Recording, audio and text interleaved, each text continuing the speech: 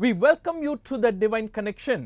Divine connection यानी अलौकिक संपर्क में आपका स्वागत है। You may be wondering, why we are saying connect with God regularly and on a regular basis. Whenever you watch this program, we emphasize this. आप इस प्रोग्राम को देख रहे होंगे तो सोच रहे होंगे कि हमेशा जब भी इस प्रोग्राम में हम आते हैं तो इसी तरह से आपसे कहते हैं कि परमेश्वर से जुड़िए। And sometimes you may be thinking, saying the same thing every day or every time the program is on. शायद कुछ लोग सोच रहे होंगे जब भी प्रोग्राम ऑन होता है हमेशा यही तो कहते हैं। I want to tell you why we are saying this. मैं आपको बताना चाहता हूं कि हम ये क्यों कहते हैं। We believe that it is important because God is our creator. इसका कारण है कि हम विश्वास करते हैं कि ये महत्वपूर्ण है और परमेश्वर हमारे सृष्टिकर्ता है। He created us so that we can have relationship with him, connection with him. उसने हमारी सृष्टि की ताकि हम उसके साथ में जुड़ सके, उसके साथ संपर्क रख सके। He enjoys our relationship. वो हमारे इस संबंध का आनंद उठाते हैं। And you too will enjoy if you are connected with him, and it will better your life on a regular basis, and you will see changes, transformation, positive changes in your life as if you are connected with Jesus. अगर आप यीशु मसीह के साथ में जुड़े होते हैं तो आप अपने जीवन में बेहतर होते जाएंगे और आप सकारात्मक बदलाव देखते जाएंगे, आप बेहतर रवैया रखेंगे। So we always speak from God's word. यानी हम हमेशा परमेश्वर के वचन से बताते हैं, बाइबल से हम बताते So हैं। God's word is a guiding factor for our lives today. आज हमारे जीवन का मार्गदर्शन करने के लिए केवल परमेश्वर का वचन ही है। Recently we were talking about a few incidents after the resurrection of Jesus Christ. हाल ही में हम कुछ ऐसी घटनाओं के बारे में बात कर रहे थे जो यीशु मसीह के पुनरुत्थान के बाद में हुई थी। How the disciples of Jesus Christ had a lot of emotions and feelings, and they were experiencing a lot of anxiety, and how Jesus Christ ministered to Yeshu them. मसीह के सारे चेलों में वहां पर बहुत ही चिंता थी, बहुत सी परवाह थी, व्याकुलता थी और कैसे प्रभु यीशु ने उनकी सेवा की। So when he rose from the dead, Bible very clearly says Jesus did not just appear one time. और जब यीशु मृत्यु में से जी उठे तो बाइबल स्पष्ट कहती है कि वो केवल एक बार प्रकट नहीं हुए, But he appeared to so many people over the span of 40 days. लेकिन 40 दिन के समय काल में वो बहुत से लोगों पर प्रकट हुए हैं, बहुत से लोगों को दिखाई दिए। I am not saying this. मैं ये नहीं कह रहा हूँ, Bible says this. बाइबल ये सब कुछ कहती है। In the Bible we read that Jesus Christ appeared to various people and proved himself that he was alive using convincing factors. Bible में हम पढ़ते हैं कि यीशु मसीह बहुत से लोगों के सामने प्रकट हुए और उन्होंने साबित किया कि वो जीवित हैं। Maybe it is good to read that verse. चलिए अच्छा होगा कि हम इस वचन को पढ़ लेते हैं। Luke is a historian, he writes a lot of things. He's also a doctor, and he writes in his book Acts of the Apostles, chapter 1 verse 3, it goes like this: after his suffering, he showed himself to these men and gave, listen carefully, many convincing proofs that he was alive. He appeared to them over a period of 40 days and spoke about the kingdom of God. He proved that he is alive to all those who believed in him. That's what we understand here. देखिए, लूका एक इतिहासकार था और उसने इस तरह से प्रेरितों के काम अध्याय 1:3 में कहा, उसने दुख उठाने के बाद बहुत से पक्के प्रमाणों से अपने आप को उन्हें जीवित दिखाया और 40 दिन तक वो उन्हें दिखाई देता रहा और परमेश्वर के राज्य की बातें करता रहा। यानी हम देखते हैं कि यीशु मसीह ने जी उठने के बाद में बहुत से लोगों के सामने वो प्रकट हुए थे। He showed himself to the people who believed in him. उस पर विश्वास करने वाले लोगों के सामने उसने खुद को प्रकट किया। He did not show himself to the Pharisees. उसने खुद को फरीसियों के सामने प्रकट नहीं किया। He did not show himself to the teachers of the law. उसने खुद को व्यवस्था के शास्त्रियों के सामने प्रकट नहीं किया। Suppose you're wondering and asking me why he didn't appear to these Pharisees and teachers of the law. शायद आप ये सोच रहे होंगे कि वो यहाँ पर फरीसी और व्यवस्था के शास्त्रियों के सामने क्यों प्रकट नहीं हुए। My simple answer would be to say that they would not have believed even if Jesus had appeared to them. तो मेरा सरल उत्तर यही है कि अगर यीशु उनके सामने प्रकट हो भी जाते तो भी वो उस पर विश्वास नहीं करते, वो उस पर विश्वास नहीं करते। Because these are a group of people, even after adequate evidence is given, still they would refuse to believe. क्योंकि ये तो ऐसे लोग थे कि उन्हें चाहे विश्वास के लिए कितने भी सबूत दे दें तो भी विश्वास से इनकार करते। There may be some people like that today also. शायद आज भी ऐसे कुछ लोग होंगे। You know, there was one incident in the life of Jesus Christ that is interesting. यीशु के जीवन में एक घटना हुई जो कि बहुत ही दिलचस्प थी। He did a grand miracle of raising Lazarus. उसने लाजर को मरे हुए में से जिलाने का बहुत ही अद्भुत काम किया था। This family lived in Bethany, loved very much by Jesus ये Christ. परिवार जो बैतनी में रहता था, प्रभु यीशु मसीह उनसे बहुत प्यार करते थे। Lazarus was sick and he was dead for 4 days. लाजर बीमार था और वो मर गया और उसके मरने के बाद 4 दिन बीत गए, 4 दिन हो गए थे। And Jesus, after raising him from the dead, everybody were praising him and some put their faith in him. But this group of people, you know what they did? जब लाजर को प्रभु ने मुर्दों में से जिलाया तो बहुत से लोगों ने उस पर विश्वास किया, लेकिन इस समूह के लोगों ने क्या किया? जानते हैं ये जो समूह के लोग थे उन्होंने क्या किया? The teachers of the law and the Pharisees, it says, they plotted to kill him. Shastri और फरीसी जो लोग थे उन्होंने यीशु की हत्या करने का षड्यंत्र रचा। No wonder Jesus did not appear to और them. इसमें कोई आश्चर्य की बात नहीं कि यीशु उनके सामने प्रकट नहीं हुए थे। ये कोई आश्चर्य नहीं था। Because he knew that even if he appeared, those people would not believe him. क्योंकि वो जानते थे कि चाहे वो उनके सामने प्रकट भी हो जाए तो भी ये लोग उस पर विश्वास नहीं करेंगे। That is why he appeared to all those people who believed him, followed him. और इसलिए वो उन सभी लोगों के सामने प्रकट हुए जो उस पर विश्वास करते थे और उसके पीछे चलते थे। He appeared to Mary Magdalene. वो मरियम मगदलिनी के सामने प्रकट हुए। He appeared to the women who came from और Galilee. वो स्त्री के सामने भी प्रकट हुए जो कि गलील से आई As थी। we meditated last week, he appeared to the disciples on the road to Emmaus. और जैसे हमने पिछले हफ्ते देखा, अम्मुस के मार्ग पर वो अपने चेलों के सामने भी प्रकट हुए थे। And he appeared to Peter. और वो पतरस के सामने प्रकट He हुए। appeared to all the apostles when Thomas was not there. जब थोमा वहां पर नहीं था उस समय वो सभी प्रेरितों के सामने प्रकट When हुए। Thomas doubted, he appeared to Thomas along with the disciples. और जब थोमा ने संदेह किया तो थोमा के रहते हुए बाकी सभी प्रेरितों के सामने वो प्रकट हुए। He appeared to 7 disciples in the Sea of Galilee. वो गलील के झील के पास 7 चेलों के सामने प्रकट हुए थे।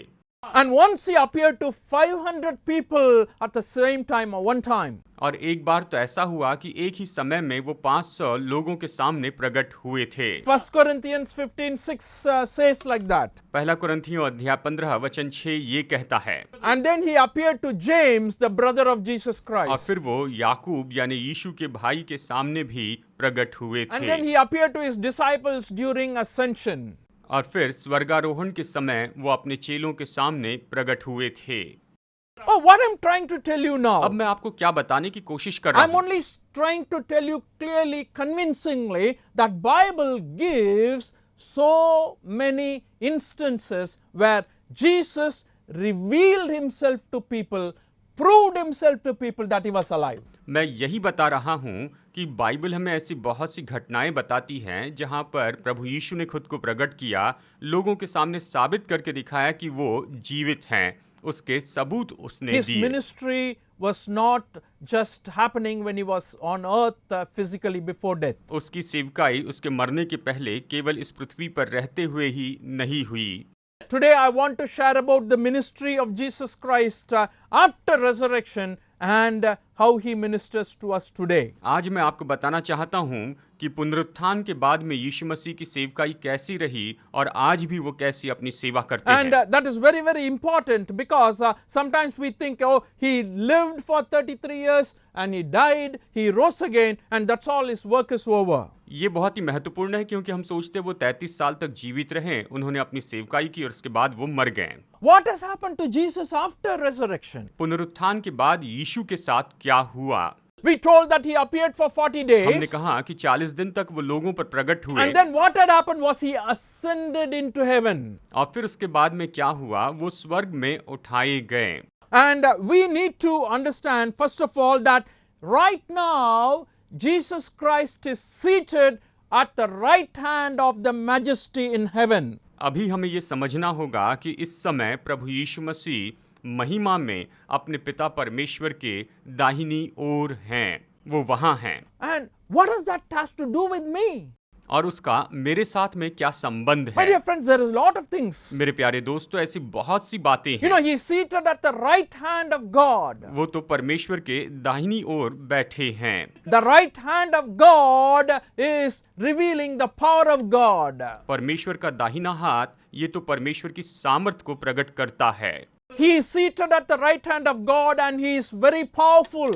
वो परमेश्वर के दाहिनी ओर बैठे हैं और वो बहुत ही सामर्थी हैं। वो उस महिमा में हैं। He is Lord of Lords, वो तो प्रभुओं के प्रभु हैं, King of Kings. राजाओं के राजा हैं। I want to read Mark chapter 16 verses 19 because I'm not giving this idea. Bible very clearly says, after the Lord had spoken to them, that is to his disciples, he was taken up into heaven and he sat at the right hand of God. मरकुस अध्याय 16 वचन 19 से हम पढ़ते हैं, ये कहता है, प्रभु यीशु मसीह उनसे बातें करने के बाद स्वर्ग पर उठा लिया गया और परमेश्वर की दाहिनी ओर बैठ गया।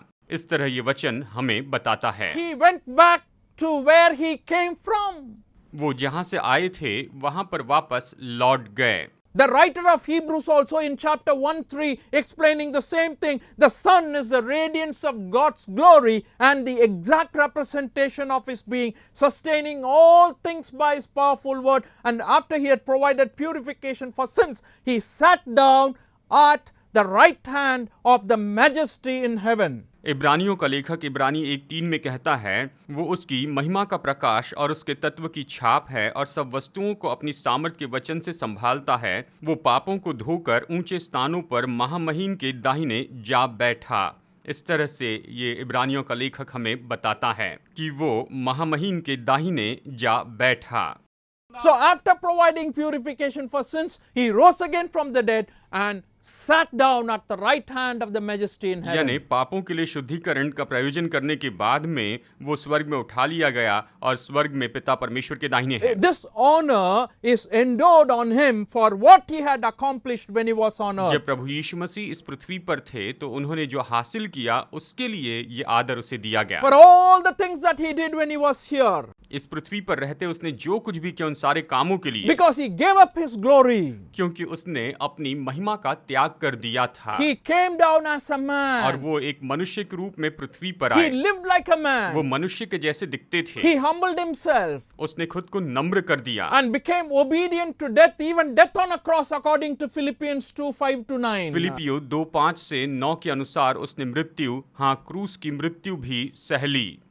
And I want to read 9th verse, Philippians 2:9. Therefore, God exalted him to the highest place and gave him the name that is above every name. और मैं यहाँ पर वचन 9 पढ़ना चाहता हूँ। इस कारण परमेश्वर ने उसको अति महान भी किया और उसको वो नाम दिया जो सब नामों में श्रेष्ठ है। Now the name of Jesus Christ is exalted. अब प्रभु यीशु मसीह का जो नाम है वो ऊंचे पे उठाया His गया। name was very popular when he was living in this जब वो इस world. पृथ्वी पर रहते थे उस समय भी प्रभु यीशु मसीह का नाम बहुत ही विख्यात After था death, it is much more.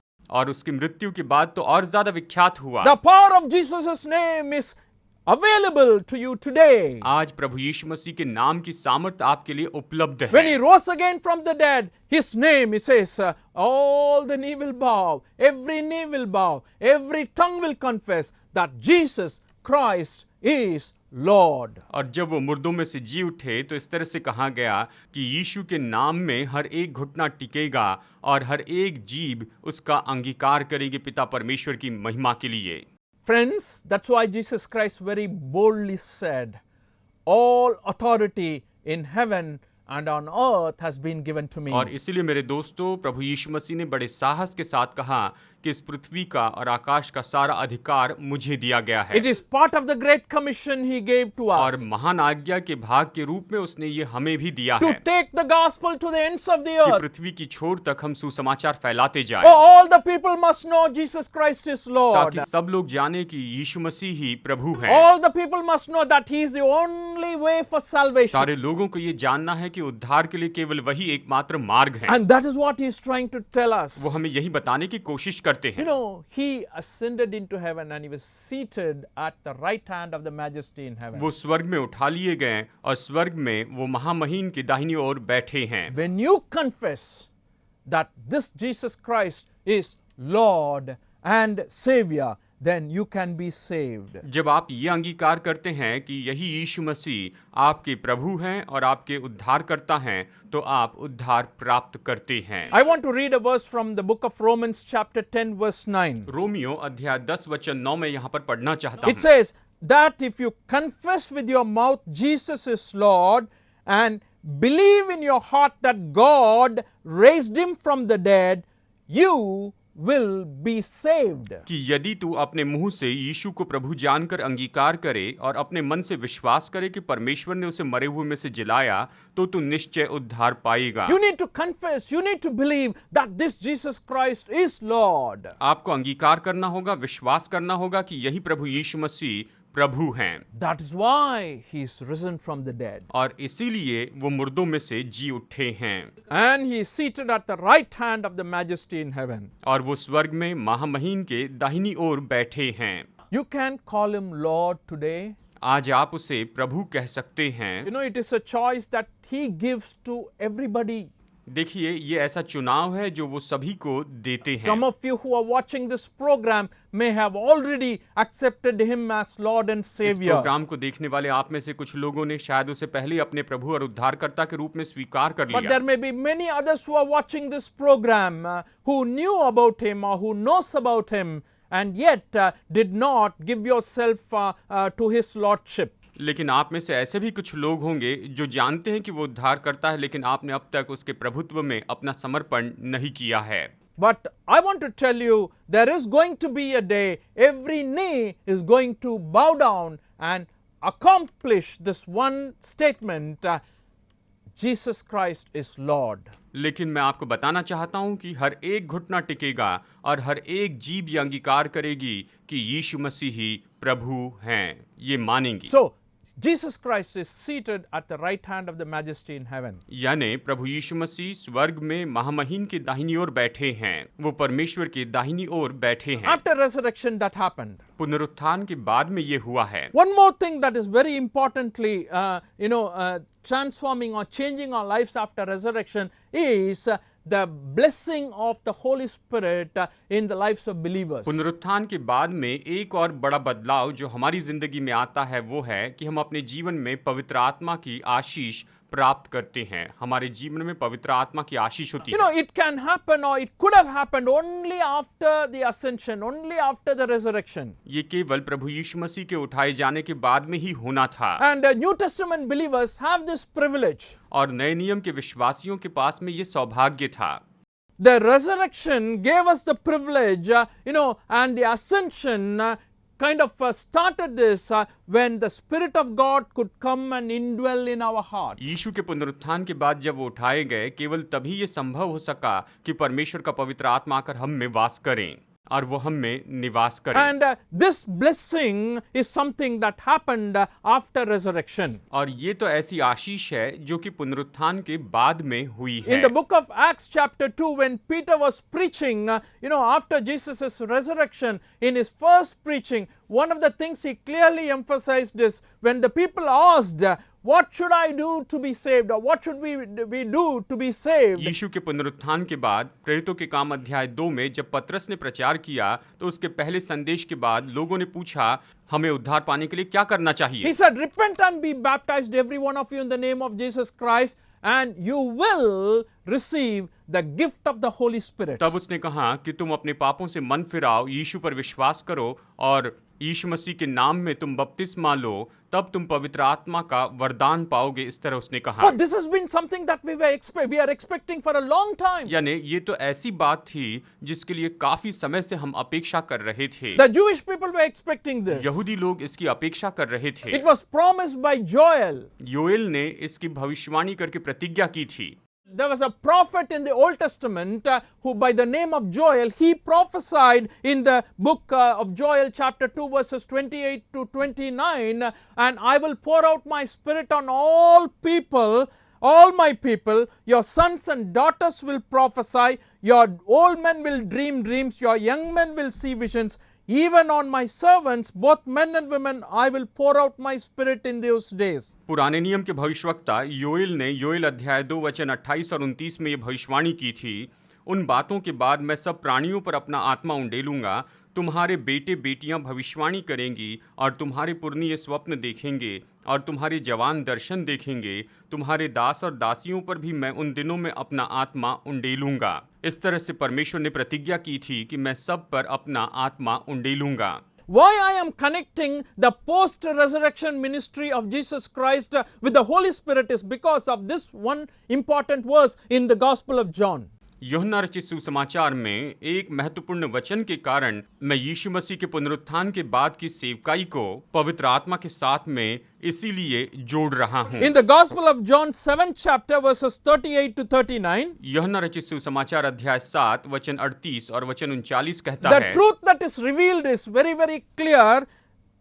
The Spirit was not given because Jesus was not yet glorified. यहाँ पर सच्चाई स्पष्ट रूप में बताई गई है क्योंकि आत्मा अब तक न उतरा था, क्योंकि यीशु अब तक अपनी महिमा को न पहुंचा So था। he has already been telling, I should go and I will send you the comforter. वो तो पहले बता रहे थे कि मुझे जाना होगा ताकि मैं तुम्हारे लिए उस सहायक को भेज सकूं। If I do not go, he cannot come. अगर मैं नहीं जाऊंगा तो वो आ नहीं सकता है। Therefore, his going, his resurrection and his ascension paved the way for the Spirit to come in to dwell in our hearts. और इसीलिए उसके उठाए जाने के कारण वो मार्ग बना जिसके कारण पवित्र आत्मा आ सके। Romans 8:11 to 13 says like this. Romeo अध्याय 8 वचन 11 से 13 इस तरह कहता है। I want to read the first two मैं verses. पहले 2 वचन पढ़ना चाहता It हूँ। says, and if the Spirit of him who raised Jesus from the dead is living in you, he who raised Christ from the dead will also give life to your mortal bodies through his Spirit who lives in you. यदि उसी का आत्मा जिसने यीशु को मरे हुए में से जिलाया तुम में बसा हुआ है, तो जिसने मसीह को मरे हुए में से जिलाया वो तुम्हारे नश्वर देहों को भी अपने आत्मा के द्वारा जो तुम में बसा हुआ है जिलाएगा। इस तरह से वचन हमें बताता है। So the bodies that are of sinful nature, the bodies that are of having the nature of a dead person, he is going to revive that body because of the presence of the Spirit. यानी शरीर जो कि मरणहार शरीर है, जो कि नश्वर शरीर है, वो इस शरीर को बिल्कुल नया बनाएंगे, पवित्र आत्मा की उपस्थिति के द्वारा इसे नया बनाएंगे। At the same time, you and I have a responsibility. और इसी के साथ साथ आपकी और मेरी जिम्मेदारी है। What is that responsibility? He is continuing to say in the 12th verse, therefore brothers, we have an obligation. और इसलिए वचन 12 में वो यहाँ पर कहता है कि इसलिए भाइयों हमारी जिम्मेदारी है, हम शरीर के कर्जदार नहीं। But it is not the sinful nature to live according to it. इसलिए हे भाइयों हम शरीर के कर्जदार नहीं कि शरीर के अनुसार दिन We काटें। do not live according to the sinful nature. हम पाप में स्वभाव के अनुसार नहीं जीते हैं। So what is happening is when we accept Jesus Christ, we are buried with him and we are raised with him and we come to him as a new person, and to live a new life, the Spirit of God helps. तो क्या होता है, हम उसमें गाढ़े जाते हैं, उसके द्वारा जी उठते हैं और पवित्र आत्मा की मदद के द्वारा हम नया जीवन जीते हैं। You're not a dead person. अभी आप मरे हुए व्यक्ति नहीं हैं, You are living in Christ. आप मसीह यीशु में जी रहे हैं। You are alive in Christ. आप मसीह यीशु में जीवित हैं। And that is the blessing because Jesus rose again and ascended into heaven. और यही तो वो आशीष है क्योंकि प्रभु यीशु मसीह जी उठे और स्वर्ग में उठाए गए। After resurrection, that's how he ministered to us. पुनरुत्थान के बाद वो हमारी इस तरह से सेवकाई करते हैं। And finally, I want to leave with you this one very important ministry of Jesus. और अंत में आपको यीशु की एक बहुत ही महत्वपूर्ण सेवकाई के बारे में बताता हूँ। After resurrection, Jesus is interceding for us to the Father. पुनरुत्थान के बाद यीशु मसीह पिता के सामने हमारे लिए मध्यस्थी करते हैं। 1 John chapter 2 verses 1 to 2 पहला यूहन्ना अध्याय 2 वचन 1 और 2 ये कहता है, says, "My dear friends, I write this to you so that you will not sin. But if anybody does sin, we have one who speaks to the Father in our defense, Jesus Christ, the righteous one. He is the atoning sacrifice for our sins, and not only for us, but also for the sins of the whole world." हे मेरे बालकों, मैं ये बातें तुम्हें इसलिए लिखता हूँ कि तुम पाप न करो, और यदि कोई पाप करे तो पिता के पास हमारा एक सहायक है, अर्थात धर्मी यीशु मसीह, और वही हमारे पापों का प्रायश्चित है, और केवल हमारे ही नहीं वरन सारे जगत के पापों का भी, यानी केवल हमारे ही नहीं वरन सारे जगत के पापों का भी। इस तरह ये वचन हमें बताता He है is acting as our advocate. वो हमारे वकील के जैसे वहाँ पर काम करते हैं। वो वहाँ पर हमारे वकील हैं, He is our intercessor.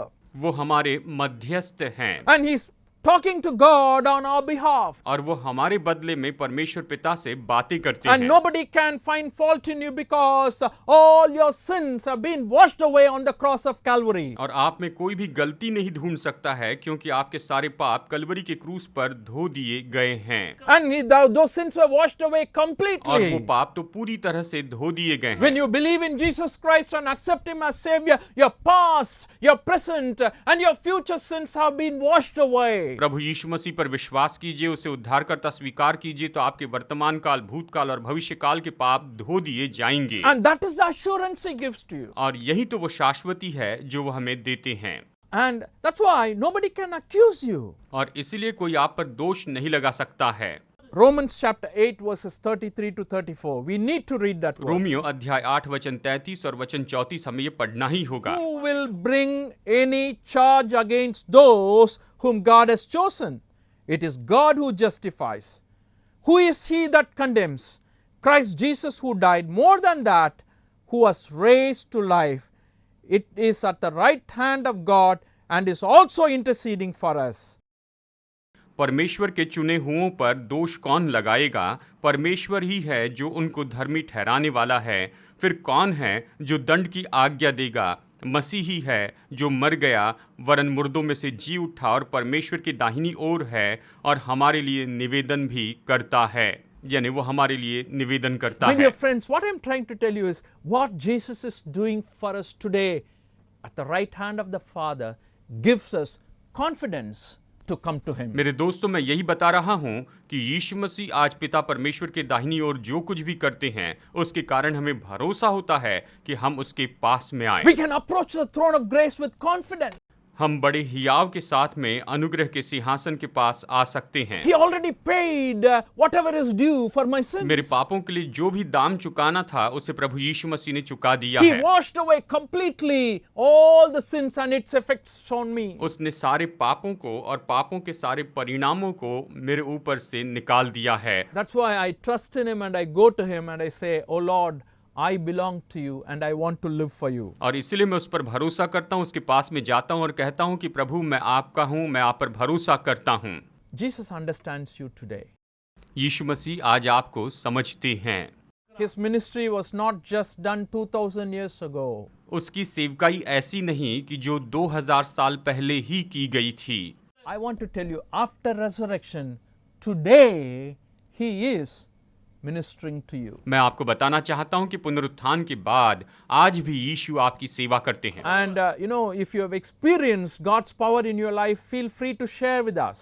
अगर आप अपने जीवन में परमेश्वर के पुनरुत्थान की सामर्थ का अनुभव करते हैं तो बताइए। You can email us. आप हमें ईमेल भेज सकते हैं। You can also contact us in the numbers given for each language. हर एक भाषा के लिए जो नंबर दिए हैं उसके अनुसार आप हमें फोन कर सकते हैं। You can study about God and His plan for your life in our website messagesfromtheguru.org. आप हमारी वेबसाइट messagesfromtheguru.org पर परमेश्वर के वचन का विस्तार से अध्ययन कर सकते हैं। आप इसमें अध्ययन कर सकते हैं। But please note, as we are praying for you, God's presence will be with you to lead and guide and help you to understand what He is doing for you today. लेकिन इस बात को समझ लीजिए, जैसे हम आपके लिए प्रार्थना करते हैं, परमेश्वर की उपस्थिति और उसका पवित्र आत्मा आपका मार्गदर्शन करेगा कि प्रभु यीशु मसीह ने आपके लिए क्या किया है, उसे आप समझ सके। May God be with you and bless you today. परमेश्वर आपके साथ हो और आज आपको बहुतायत से आशीष दे।